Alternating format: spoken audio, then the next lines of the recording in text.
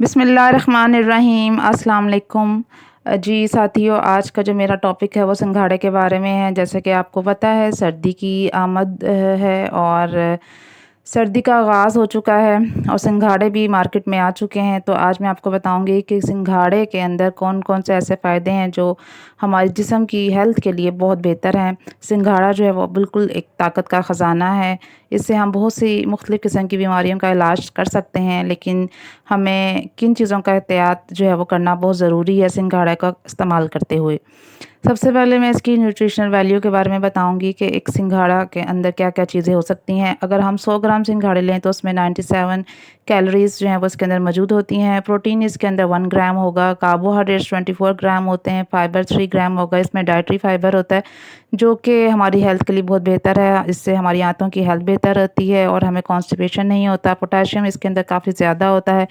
इसके साथ-साथ इसमें विटामिन बी6 है, कॉपर है, राइबोफ्लेविन इसके अंदर होता है, विटामिन सी इसके अंदर होता है जो आपको पता है आपकी स्किन हेल्थ के लिए बहुत इंपॉर्टेंट है। इवन आपके जो ब्रेन की हेल्थ के लिए भी इंपॉर्टेंट है। ज़िंक होता है जो आपके हेयर्स के लिए बहुत इंपॉर्टेंट है। विटामिन ई भी इसके अंदर मौजूद होता है।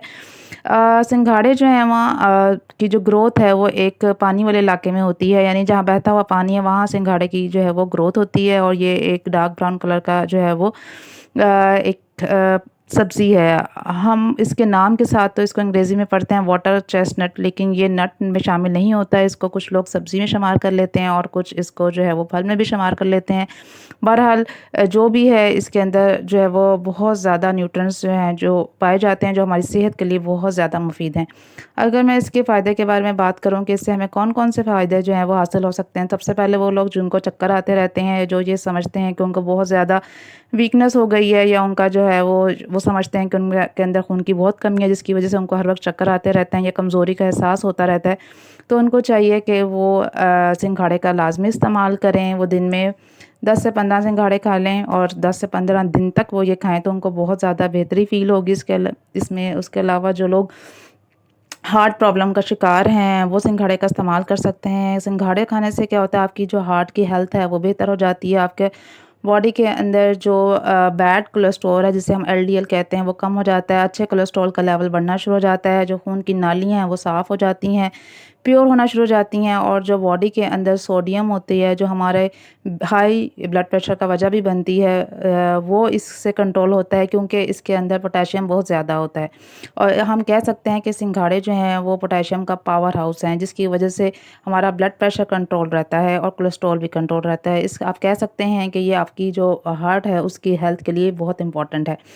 दूसरा इसका बड़ा फ़ायदा ये है कि उसमें वाटर कंटेंट काफ़ी ज़्यादा होता है। इसमें 74% तक जो है वो पानी पाया जाता है। इसलिए अगर जो लोग वेट को कम करना चाहते हैं और अपना वेट रिड्यूस करना चाहते हैं, वो उनको चाहिए कि वो सिंघाड़े का इस्तेमाल कर लें। जब आप सिंघाड़े खाना शुरू कर देते हैं तो आपको ना हैवीनेस सी फ़ील होना शुरू हो जाती है, यानी आपको लगता है कि आपका जो स्टमक है यानी मैदा है वो भरा-भरा सा है और आपको जल्दी भूख नहीं लगती।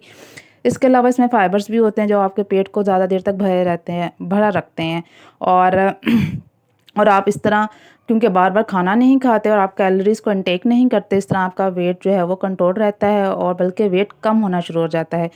इसके साथ-साथ जो है वो ये कैंसर जैसी मुज़ी बीमारी के लिए भी बहुत फ़ायदेमंद है। ख़ास तौर पर ब्रेस्ट कैंसर जो कि फ़ीमेल्स के अंदर होता है उसको ये कंट्रोल करने में एक अहम किरदार अदा करता है।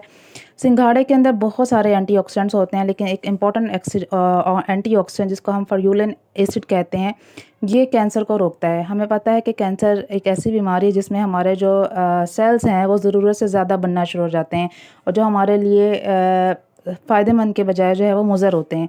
ये जो एसिड है जिसे हम फेरुलिक एसिड कहते हैं या जिसे हम एंटीऑक्सीडेंट कहते हैं, ये हमें जो है वो इस कैंसर से स्पेशली ब्रेस्ट कैंसर से जो है वो फीमेल्स को बचाता है। इसके साथ-साथ मैं आपको ये भी बताती चलूँ इसके अंदर विटामिन बी6 भी मौजूद होता है। बहुत सारे फल और सब्जियाँ हम खाते हैं लेकिन हमें विटामिन बी6 नहीं मिलता। बहुत कम चीज़ों में विटामिन बी6 पाया जाता है, लेकिन सिंघाड़ा एक ऐसी चीज़ है जिसमें विटामिन बी6 पाया जाता है जो हमारे बहुत सारी मेंटल हेल्थ के लिए बेहतर है, जिसमें हमारी इससे एंग्ज़ायटी कम हो जाती है, हमें स्ट्रेस बहुत ज़्यादा कम हो जाता है, हमारी जो स्लीप है वो बेटर हो जाती है। जब आपकी नींद अच्छी होगी, नींद बेहतर होगी, आप पूरी नींद लेंगे तो आप ऑटोमेटिकली जो है वो आपका जो मूड है वो भी अच्छा रहता है। इसके साथ-साथ अगर हम सिंघाड़े जो हैं वो शुगर के पेशेंट्स भी इस्तेमाल कर सकते हैं। इसके अंदर चूँकि फ़ाइबर होता है, वो जल्दी से आपके जो ब्लड के अंदर शुगर लेवल जो है वो बढ़ने नहीं देता है, बल्कि अगर आपका जो ब्लड का शुगर लेवल है वो आहिस्ता-आहिस्ता इससे बढ़ता है। इसलिए आप एक मॉडरेट क्वांटिटी के अंदर जो है वो शुगर पेशेंट्स भी सिंघाड़े का इस्तेमाल कर सकते हैं।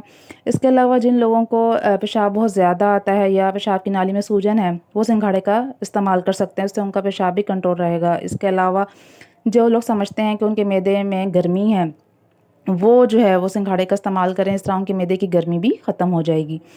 अच्छा, बाज़ लोग ऐसे हैं जो कि ग्लूटेन सेंसिटिव होते हैं। ग्लूटेन एक आप तरह आसान अल्फाज में अगर मैं बयान करूँ तो एक तरह का आप समझ लें एक केमिकल है जिससे बाज़ लोगों को सूट नहीं करता। यानी उनको मैदे में प्रॉब्लम रहती है, उनको या तो नौज़िया हो जाता है या उनके पेट में दर्द बहुत ज़्यादा हो जाता है या फिर उनको उल्टियाँ होना शुरू हो जाती हैं और आंतों में प्रॉब्लम या इन्फेक्शन होना शुरू हो जाता है। यानी वो चावल या रोटी इस तरह की कोई भी चीज़ें जो है वो खा नहीं पाते। तो ऐसे लोगों को चाहिए कि वो सिंघाड़े का जो पाउडर मिलता है बाज़ार में, उसका जो है वो रोटी बना के इस्तेमाल करें, वो उनकी आंतों की सेहत के लिए बहुत मुफ़ीद होगा।